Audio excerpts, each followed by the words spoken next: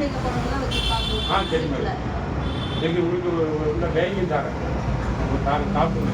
உடம்புல வாய் கீழ் எல்லாம் உள்ள அழுக்கு எல்லாம் வெளியே இருக்கும். உடம்பு நல்லா பசி எடுக்கும்.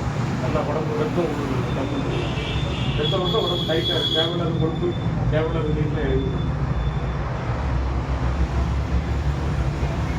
கவலைப்பட்டீங்கன்னா உடம்பு செட்டாகாது பார்த்துக்கலாம்.